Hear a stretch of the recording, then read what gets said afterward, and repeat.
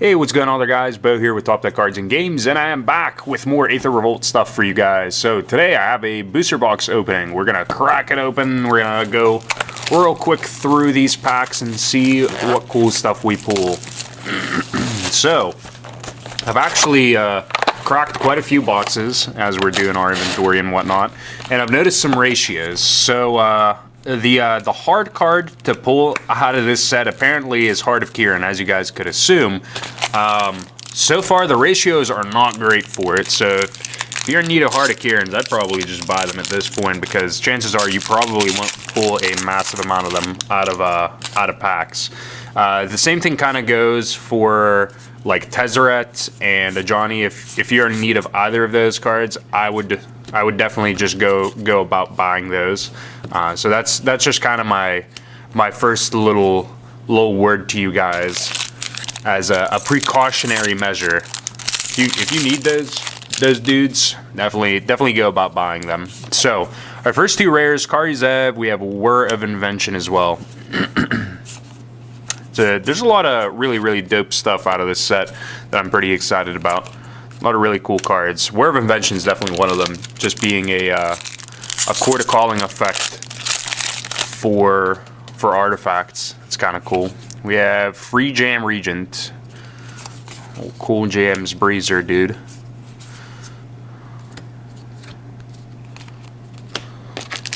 What does this guy even do? Improvise. He has flying 4/4 for 6. And he has double fire breathing essentially for 2. 1 and a red gets +2/+0. We have a foil Welder Automaton and a Srom Senior Edificer. The other thing to look out for are Fatal Pushes. Fatal Pushes are about $5 a piece now as well, at least at the time of this recording. They might be more than that. Foils are going anywhere up as high as like 40 bucks. Another thing to keep in mind, if you pull foil Fatal Pushes, then you're loaded. You're probably set for life. What do we have? Glint Sleeve Siphoneer. That card's kind of cool. It's like almost Confidant. Whenever it enters the battlefield or attacks, you get an energy at the beginning of your upkeep. You can pay 2 energy. If you do, draw a card and lose 1 life. So it doesn't even check its CMC. A foil Alley Strangler and a Aether Geode Miner. Another pretty cool card out of this set, namely for dwarf decks, if you're playing like some kind of red-white dwarf aggro. Card's pretty cool too, because whenever it attacks, you get energy, and for 2 energy, you can exile and return to the battlefield, so you can dodge like any pointed removal. Doesn't really do anything against removal like Radiant Flames or anything like that. Yeheni's expertise, stuff around that realm, but otherwise it's pretty good at dodging just removal like shock and stuff like that. We have Hope of Girapur. It's interesting to me that this card's a legendary artifact, but it's a 1/1 for 1 flying. You can sack it, and until our next turn, target opponent who was dealt combat damage by Hope of Girapur this turn can't cast non-creature spells. So that's kind of cool. It might make its way into some kind of an aggro deck, not letting your opponent play board wipes or whatever. That's pretty cool. It's a pretty cool effect. I don't think that card's going to be super impactful. I think it's just a really interesting design. You can sack it and just make people not be able to play the game. It's almost silence. Walking Ballista, big ass Batista. This guy's pretty cool. Our second iteration of what's his name? Hangerback Walker. But instead, this guy doesn't let us get dudes after he dies, but instead we can remove counters and deal damage with it. Which is actually pretty cool, because if it's gonna die anyway, you can just like shoot damage wherever you want. We have Yeheni Undying Partisan, 2/2 for 3 haste. Whenever a creature your opponent controls dies, get a counter, and you can sack another creature and he gains indestructible. That's kind of dope, but Grasp of Darkness exists in the format, so not the most impressive card. Still pretty good, but not impressive. And Yeheni's expertise kind of takes care of him too. But alas, what can you do? We have Gonti's Aether Hearts. So whenever it or another artifact enters the battlefield under your control, you get 2 energy, and you pay, what is that, 8 energy? Yeah, 8 energy, and exile it, you take an extra turn. That's kind of cool, especially for 6. That's an okay sink as far as energy goes. Not sure if the Aetherworks Marvel deck's actually going to be real or not anymore. I feel like it won't. I think it just gets replaced by the combo deck. Speaking of which, little Feldar Guardian. Trophy Mage is pretty dope too. People are playing ramp with. There's the 3-cost artifact that makes your non-improvised cards have improvise. I think it's like non-artifact cards have improvise or something like that. But I digress. This card's dope because you can search out that card and you can play a ramp deck to ramp out like a bunch of Eldrazi, like prophetic prisms and stuff like that. This card's really, really cool for that. Disallow is insanely dope as well. Disallow is just really, really cool. Having Void Slime back is just nuts. I'm putting these in the wrong pile. I'm being an idiot.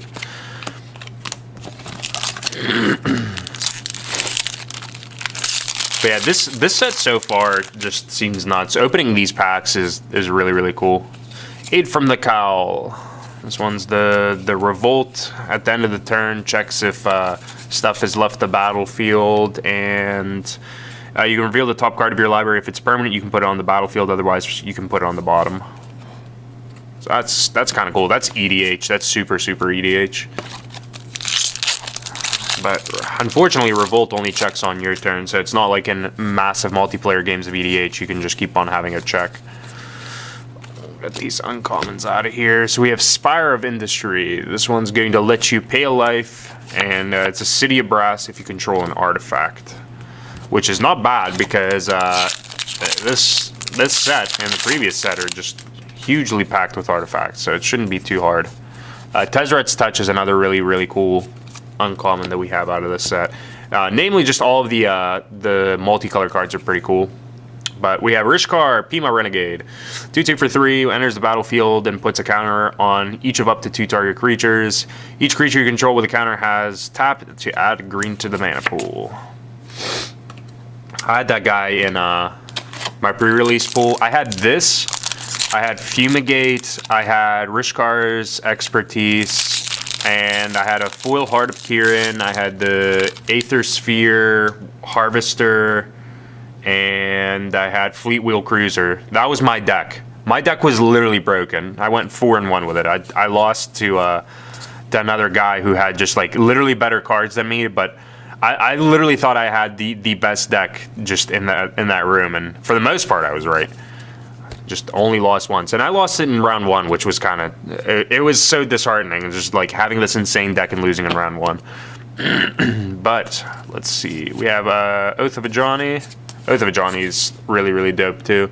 This card has kind of a hard pull rate from what I've noticed. Like, you don't pull a massive amount of these out of boxes, like you don't always get them, so that might be another card to think about getting if you're trying to buy some stuff out of this set. Definitely buy Oath of Ajani. That card's really, really cool. We have Mechanized Production, so the combo card. You get to enchant an artifact. On your upkeep, you get a copy of that artifact that Mechanized Production's enchanting, and then it checks. If you control 8 or more artifacts with the same name as one another, you win the game. So does it check? At the beginning of your upkeep, create a token that's a copy of enchanted artifact. Then if you control 8 or more artifacts with the same name as one another, you win the game. Okay, so it doesn't even check if it's the one that you're enchanting. So the easiest way to go about this is making clues, because there's not a very good way of getting rid of clues. So that's kind of cool. I like that a lot. We have Baral. This guy's like really, really sweet as well, because he's like Goblin Electromancer. We have a Fatal Push out of here too. My card's bank. Baral's sweet because it's almost like the Goblin Electromancer for you and making stuff cheaper, but he's a 1/3 for 2, and whenever a spell or an ability you control counters a spell, you may draw a card. If you do, then discard a card. So it's not like you get the draw for free, but getting the cycle is still pretty dope. We have Rishkar's Expertise, my favorite limited card, because literally just so busted in limited. That card's absolutely insane in limited. What happened most times is I would draw like 5 or 6 cards for 6 and then get to play a card for free, which in one instance I didn't have double white to play Fumigate, but I had the Fumigate in hand, so I got to play Expertise for 6. I drew 6 and then played Fumigate, and I had all my vehicles just like survive, which is nuts. We have Dark Intimations going and giving us some flavor for our upcoming sets whenever we actually do get Bolas. But for the time being, it doesn't actually do anything because we don't have Bolas Planeswalkers. We have a foil Alley Invasion and a Call for Unity. Call for Unity is really cool too, just because of it's another Revolt card, but it's a Revolt card that checks if something left the battlefield for you, puts a counter on it, and all of your dudes get +1/+1 equal to the amount of counters that are on Call for Unity. So it can be real easy for that to just stack up and be huge. Quicksmith Rebel enters the battlefield, gives an artifact tap, it deals 2 damage to target creature or player as long as you control Rebel. That's kind of cool. That's a good limited card, but that's like not good in constructed. That's just nothing. We're kind of flying through this. We're not making bad time with opening this box. Metallic Mimic. You choose a creature type on enter. It's that creature type in addition to its other creature types. And each creature you control with the chosen type enters the battlefield with an additional +1/+1 counter. So you can choose like dwarves, you can choose humans. Those are probably the big 2 that you get to mess around with. We have a Planar Bridge. So 6 to cast, 8 to tap. Tap, search your library for a permanent card, put it on the battlefield. Pretty plain and simple. And we have a foil Efficient Construction. This card's really dope in limited because if you have any effects that create servos, or no, this one's the one whenever you cast an artifact spell, you get to create one.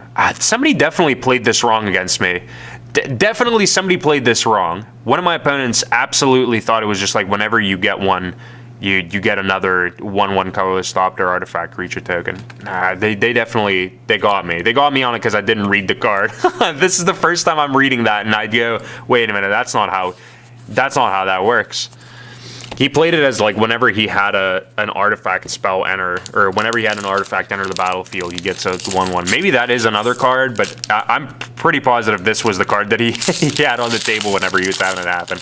I guess that's my fault for not reading the card, but why would anybody deceive me? All right, still getting along pretty well with this box. We have a Srom here, 2/2 for 2. Whenever you cast an R, equipment, or vehicle spell, draw a card. So almost like Core Spirit Dancer in proportion, except it's legendary. We have a Heart of Kirin. Yes, this is what we want. This is the type of stuff we want. We want these Heart of Kirins. And we have a foil Quicksmith Spy. That's kind of cool. That's another great limited card. Nothing cool out of the uncommons. Heart of Kirin's so hard to pull. This is the second one we're pulling out of a case. Baral's Expertise. Return up to 3 target artifacts and or creatures to their owner's hands, and you can cast the card with 4 CMC or less. That's the other thing that I want. That's another card that I pulled out of my sealed pull, and that was what I wanted to play with like the Expertise, the other Expertise, the green one. I wanted to like chain them, like play Rishkar's Expertise into Baral's Expertise, and then just like draw 6, draw 7, and then bounce 3 things back to my opponent's hand. But Fumigate was just so much better. We have Solemn Recruits, another dwarf guy, 2/2 for 3, has double strike and revolt. At the beginning of your end step, if a permanent you control left the battlefield this turn, put a counter on it. I already picked up a bunch of foils of that card. I think that card's really, really cool. Usually with cards like that, they're probably pretty cheap on pre-release to get foils. I think like the foils were only like $2 a piece, so I was like, yeah, might as well. There's no reason not to pick them up at that cheap. We have Release the Gremlins. So double X in red, destroy X target artifacts and create X 2/2 red gremlin creature tokens for yourself. That's not bad at all, especially in limited where these sets are so artifact dependent. Getting some extra creatures on top of that's really sweet. We have Lightning Runner and a foil Rogue Refiner. And we have Renegade Railer. Renegade Railer is really cool in the human archetype. But Lightning Runner, 2/2 for 5, double strike haste. Whenever it attacks, you get 2 energy. You may pay 8 energy. If you pay, untap all creatures you control, and then after this phase, there's an additional combat phase. And then the foil Refiner.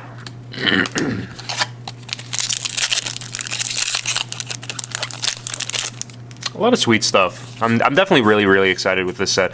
I know I've said it in the past where I wasn't the most excited with some of these previous sets, but this one's definitely a really cool one.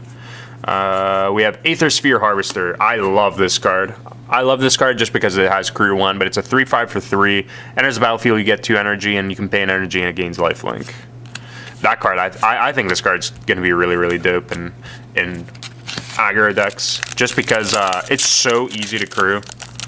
All you need is like literally any dude, and you get to crew it, and that's what I like. It's not a replacement to Copter, but it's a little bit close. It's something. We have Pia's Revolution. So 3-cost enchantment. Whenever a non-token artifact is put into the battlefield, or put into the graveyard from the battlefield, return that card to your hand unless an opponent has Pia's Revolution. Deal 3 damage to him or her. Unless target opponent has. Okay.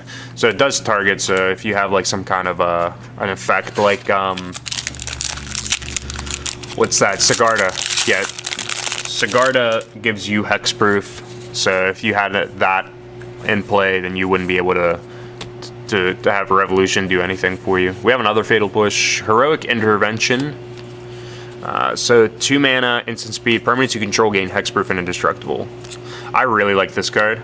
I really like this card a whole lot. I love the design of it for 2 mana to protect your team. I like that a lot just because already I wanted to play something like green-white humans, and this card's like really sweet in design for a human type deck. Let's see, those are our commons. We have Green Wheel Liberator, another really sweet card. 2/1 for 2. It's an elf warrior and it has Revolt. So it enters the battlefield with 2 +1/+1 counters on it. If a permanent you control left the battlefield this turn. Which is kind of nuts because you get a 4/3 for 2. And that's in proportion, just insane.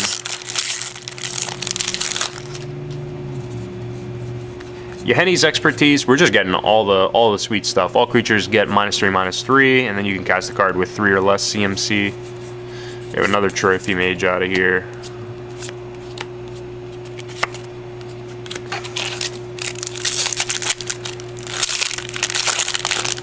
Just good stuff. We're just getting good stuff. Quicksmith Spy and a foil Mobile Garrison. I think we already looked at this card. The draw card guy gives one of your artifacts tap draw card, which is insane in limited, just getting to draw extra cards, especially if you put it on something stupid.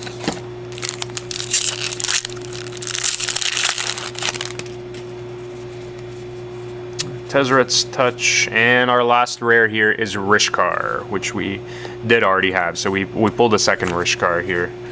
Alright, so that is our first-hand look at Aether Revolt and cracking open a booster box for some cards. Let me know what you guys think. What do you think of this set? You guys are going to be rolling in with your own booster pack openings and your own little fun excursions with opening packs. So let me know how that goes for you guys. Let me know down in the comments below. If you enjoyed the video, be sure to hit the thumbs up button and remember to subscribe for more content. Until next time, guys, thank you for watching, thank you for joining me, and peace out.